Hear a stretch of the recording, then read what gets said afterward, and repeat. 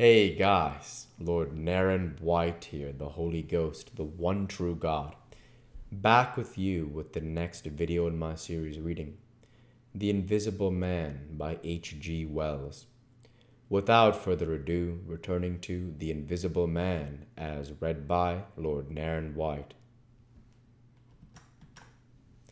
He pointed to the middle of the page.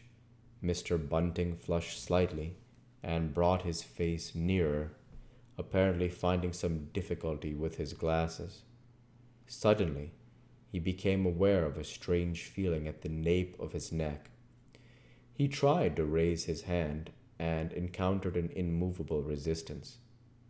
The feeling was a curious pressure, the grip of a heavy, firm hand, and bore his chin irresistibly to the table. "Don't move, little men," whispered a voice, "or I'll brain you both."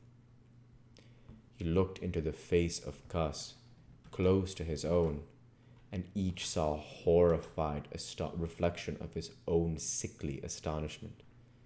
"I'm sorry to handle you so roughly," said the voice, "but it's unavoidable. Since when did you learn to pry into an investigator's private memoranda?" said the voice, and two chins struck the table simultaneously. Two sets of teeth rattled. "Since when did you learn to invade the private rooms of a man in misfortune?" And the concussion was repeated. "Where have they put my clothes?" "Listen," said the voice. "The windows are fastened, and I've taken the key out of the door. I'm a fairly strong man, and I have the poker handy. Besides being invisible, there's not the slightest doubt that I could kill you both and get away quite easily if I wanted to. Do you understand? Very well. If I let you go, will you promise not to try any nonsense and do what I tell you?" The vicar and the doctor looked at one another, and the doctor pulled a face. "Yes," said Mr. Bunting, and the doctor repeated it. Then the pressure on the necks relaxed, and the doctor and the vicar sat up, both very red in the face and wriggling their heads. "Please keep sitting where you are," said the Invisible Man. "Here's the poker you see." "When I came into this room," continued the Invisible Man, after presenting the poker to the tip of the nose of each of his visitors, "I did not expect to find it occupied. And I expected to find, in addition to my books of memoranda, an outfit of clothing. Where is it? No, don't rise. I can see it's gone. Now, just at present, though the days are quite warm enough for an invisible man to run about stark, the evenings are quite chilly. I want clothing and other accommodation, and I must also have those 3 books. Chapter 12. The Invisible Man loses his temper. It is unavoidable at this point that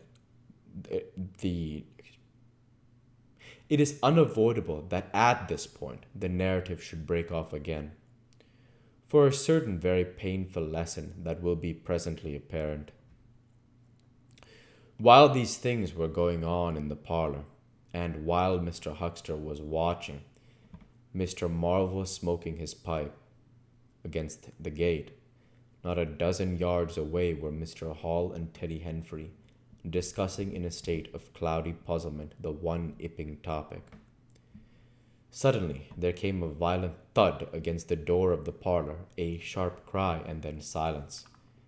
"Hello," said Teddy Henfrey. "Hello," from the tap. Mr. Hall took things in slowly but surely.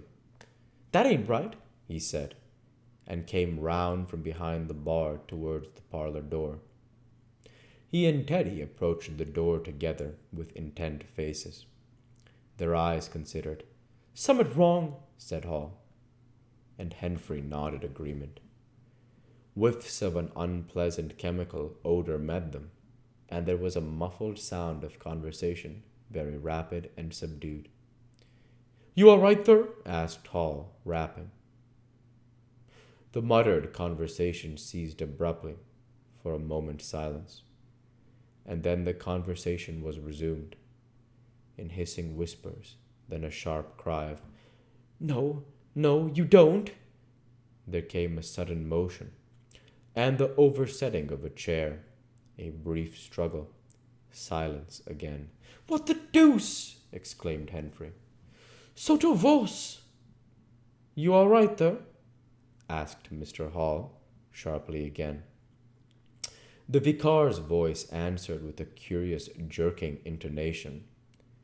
"Quite right. Please don't interrupt. Odd," said Mr. Humphrey. "Odd," said Mr. Hall. "Says don't interrupt," said Humphrey. "I heard said Hall. "And a sniff," said Humphrey. They remained listening. The conversation was rapid and subdued. "I can't," said Mr. Bunting, his low voice rising. "I tell you, sir, I will not." "What was that?" asked Humphrey. "Says he will not," said Hall. "Weren't speaking to us, was he?" "Disgraceful," said Mr. Bunting, within. "Disgraceful," said Mr. Humphrey. "I heard it, distinct." "Who's that speaking now?" asked Humphrey. "Mr. Cuss, I suppose," said Hall. "Can you hear anything?" Silence.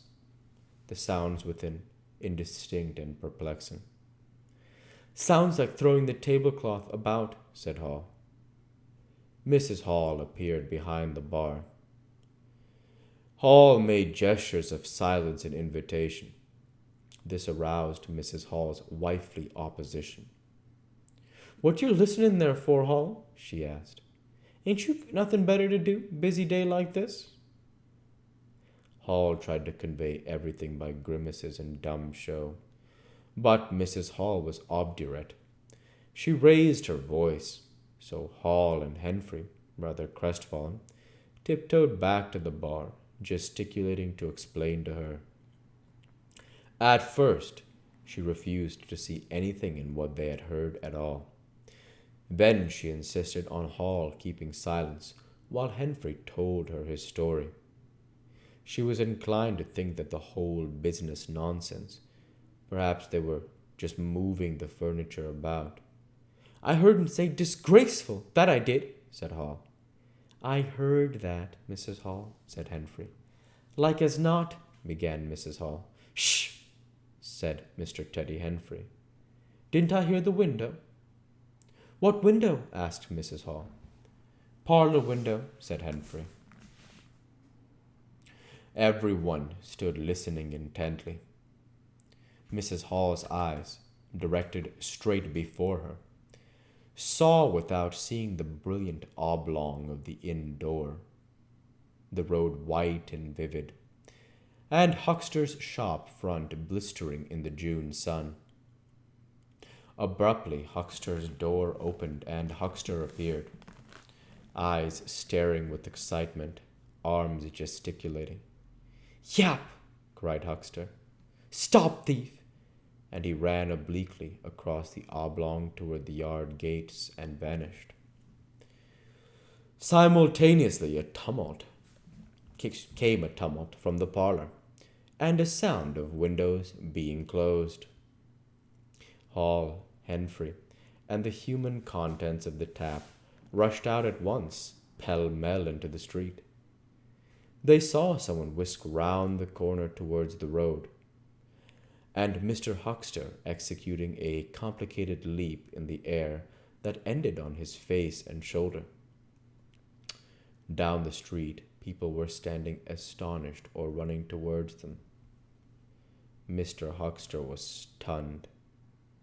Humphrey stopped to discover this, but Hall and the two laborers from the tap rushed at once to the corner,